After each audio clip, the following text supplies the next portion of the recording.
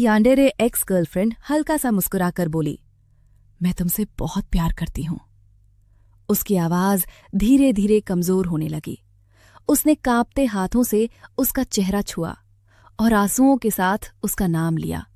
वो उसे बचाना चाहता था, लेकिन धीरे धीरे उसकी सांसें रुकने लगीं। जैसे ही मेरा गुप्त मिशन समाप्त होने वाला था, अचानक मैंने देखा कि बिजली के खंभों पर मेरे लापता होने के पोस्टर लगे हुए थे।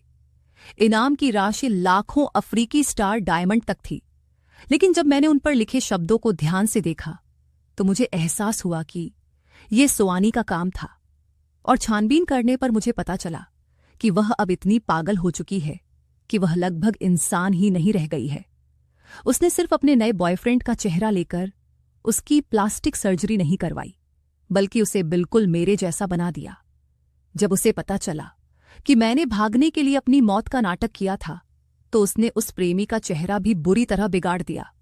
तस्वीर पर जानी पहचानी लिखावट देखकर मेरा दिल अचानक तेज दर्द से भर गया। पुरानी यादें एक तूफान की तरह उमड़ पड़ी। सुवाणी और मैं बचपन से ही एक दूसरे से प्यार करते थे। एक स्कूल की घंटी थी, दूसरी कैंपस की दिलकश लड़की। हम स्कूल में हर किसी के लिए आदर्श जोड़ी थे। हमने एक बार एक दूसरे से वादा किया था कि जैसे ही हम कानूनी उम्र के हो जाएंगे, शादी कर लेंगे। लेकिन ठीक उसी समय जब हमारा प्यार अपने चरम पर था, अचानक ही मैंने उससे रिश्ता तोड़ दिया और एक अमीर युवती के साथ विदेश चला गया। जिस दिन मैंने उसे छोड़ा, वह लाल आंखों से मेरा पीछा करती रही। उसके जैसी स्वाभिमानी लड़की बार बार मुझसे विनती कर रही थी कि मैं उसे छोड़कर न जाऊं। कह रही थी कि एक दिन वह जरूर समझदार हो जाएगी। उसने मुझसे इतनी जल्दी न करने की विनती की। उसने मुझसे थोड़ा और इंतजार करने की विनती की। उसने मुझसे किसी और से प्यार न करने की गुहार लगाई।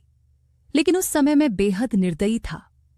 मैंने उसे सांत्वना का एक शब्द भी नहीं कहा। यहां तक कि मैंने अपनी आंखों से देखा कि वह कार का पीछा कर रही थी और एक सड़क दुर्घटना का शिकार हो गई। फिर भी मैं पीछे नहीं मुड़ा। वह दुर्घटना बेहद भयानक थी। उससे उसकी किडनी पूरी तरह से क्षतिग्रस्त हो गई। उसे जीवित रहने के लिए किडनी प्रत्यारोपण की आवश्यकता थी। वह ऑपरेशन टेबल पर खून से लथपथ पड़ी थी।